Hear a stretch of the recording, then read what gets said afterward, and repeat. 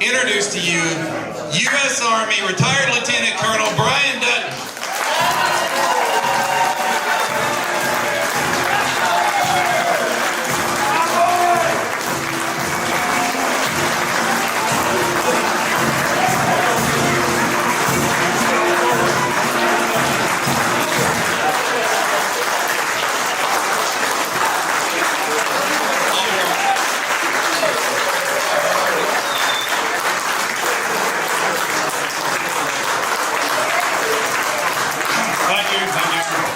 Please take your seats. I have to say, this is the first time I've ever come up to a lectern to the tune of Hail to the Chief. So, does that mean I'm president tonight? Am I the president tonight? Well, if I'm the president, I might need to take out some notes so I know what to say. Let's see. Okay, well, good evening, West High Rebels. It's always an honor to be here. This goes back 10 years ago at the 25th reunion.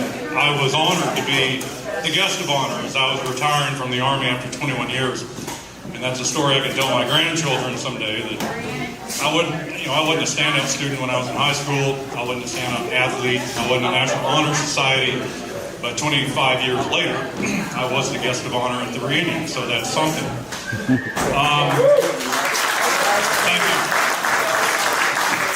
It was just my honor. My wife, Emily, in 2 weeks, we'll be married 28 years, so.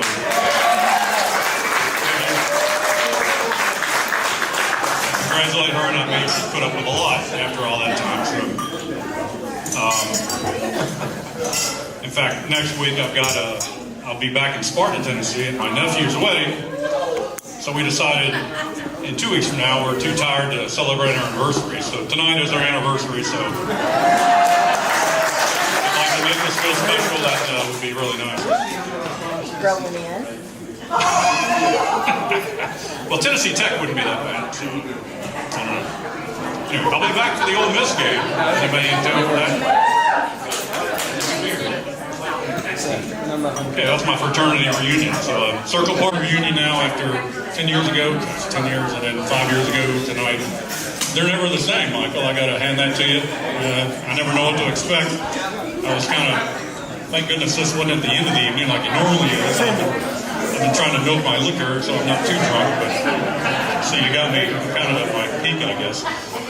Anyway, so 10 years ago, it was an honor for me and my wife. 5 years ago, I kind of like to call myself the military liaison officer for the class.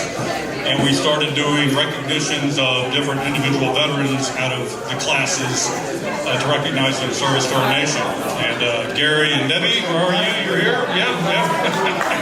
Go Army, beat Navy. I will say my youngest son is a senior at Auburn. He's in the Navy RTC program. I know Army-Navy weekend will never be the same. He's actually spent the past month at North Island. Debbie probably knows about North Island because it's really nice. I don't know if Gary does. He was always in the North Island. I'm just going off what my son tells me. Oh, there's Gary. He switched places. Okay, go Army, beat Navy. All right, anyway, I digress. So 5 years ago, we were doing individual honors. That's where Gary and Debbie came along. And as Michael said, the past 18 months, I had a physical this last week, and my blood pressure was a little high, and the nurse was asking if I had had a stressful week. And I looked at her and said, stressful week? I've had a stressful 18 months. So no wonder my blood pressure's a little high. But we decided this year, instead of doing individual honors, there are lots of groups of us out there that are the heroes of this class. And we have always honored our military veterans. We've always honored our first responders, which I will call law enforcement, firefighters, EMS, paramedics, EMTs. If you've worn a badge and served in that function, you're also one of our heroes. But there's two other groups we want to honor tonight that we have not honored before, but they are unsung heroes, And over the past 18 months, especially in light of the pandemic, they have really shown themselves because they've had to be on the front line, literally, engaging us. So, first and foremost, let's start with our military veterans. And I'll include anybody who ever served. Raise your right hand, swore an oath to support and defend the Constitution, wore a uniform. I'd like you to come up on stage. Because we'll put up the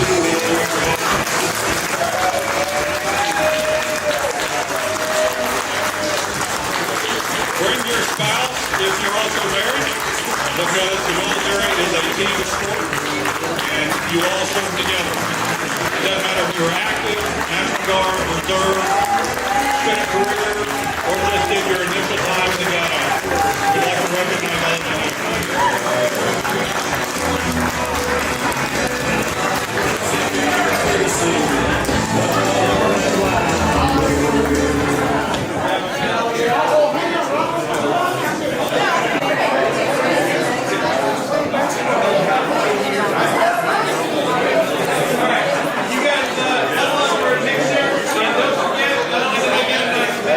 These are our heroes, folks, and they get a nice bottle of liquor.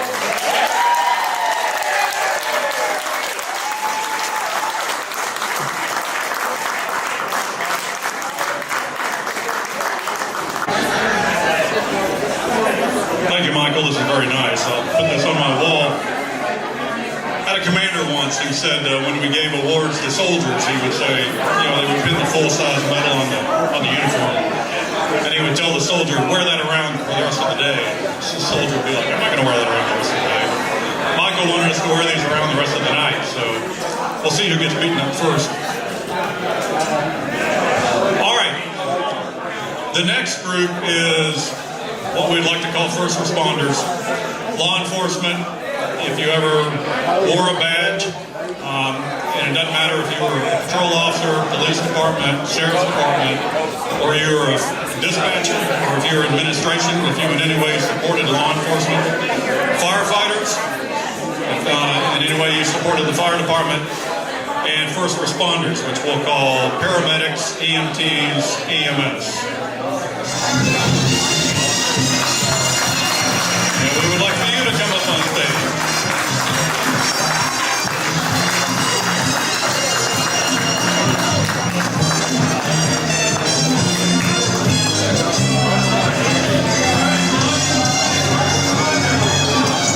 Where's Billy Boyle? Where's Todd Hart?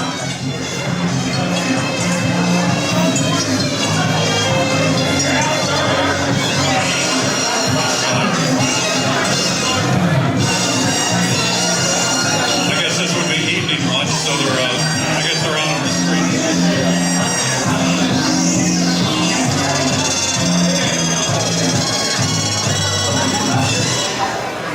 Deanna said she played a police officer in a movie.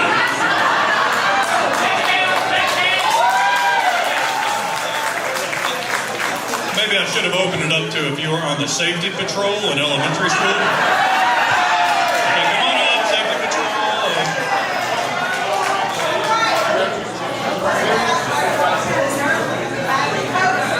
Right, stand by, airborne. We're getting there.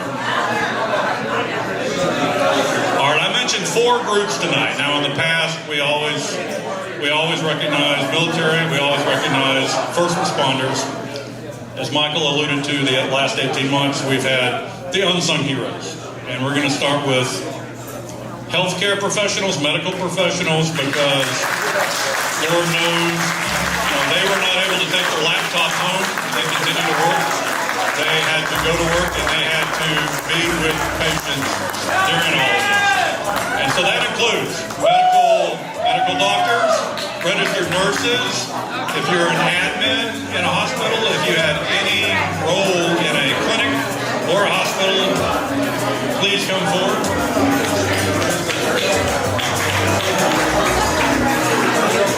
There we go.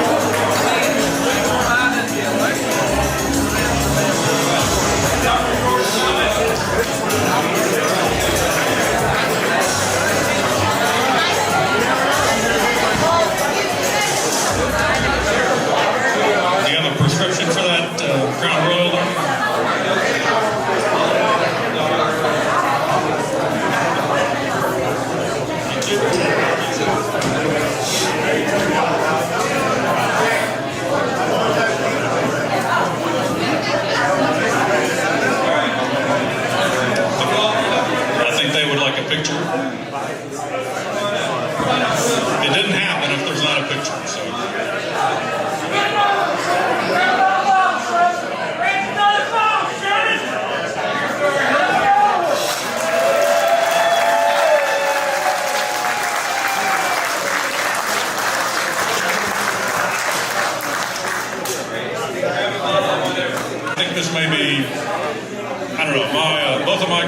for teachers. My aunt was a teacher.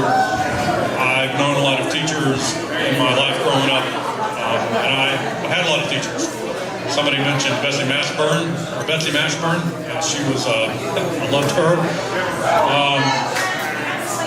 So the last group, we all love them, we all know them, but I think a lot of times we forget to thank them for what they've done. And over the last 18 months, what they've had to endure, primarily because people I've known who were teachers had a passion for it.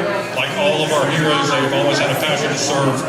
Teachers also have that passion, but they never, I can't imagine, would have thought what they had to do this past 18 months to continue to do their job. That's right.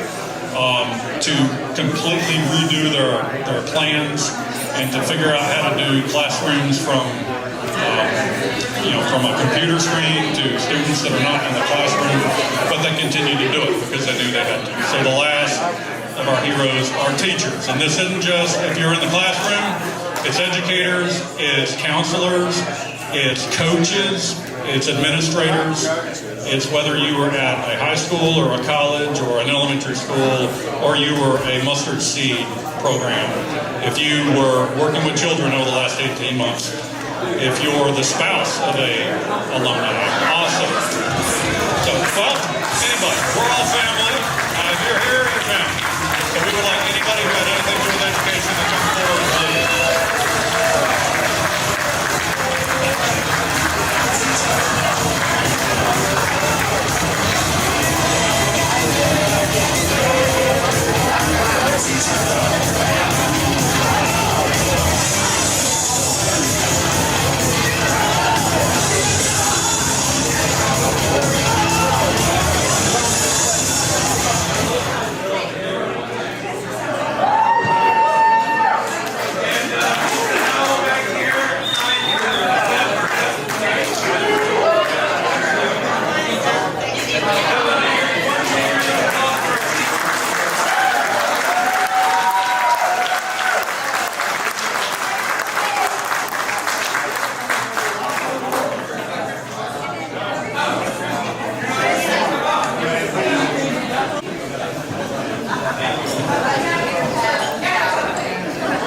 Any questions, comments? If not, I'll be followed by the 1986 class president, Michael D. Burke. Lieutenant Colonel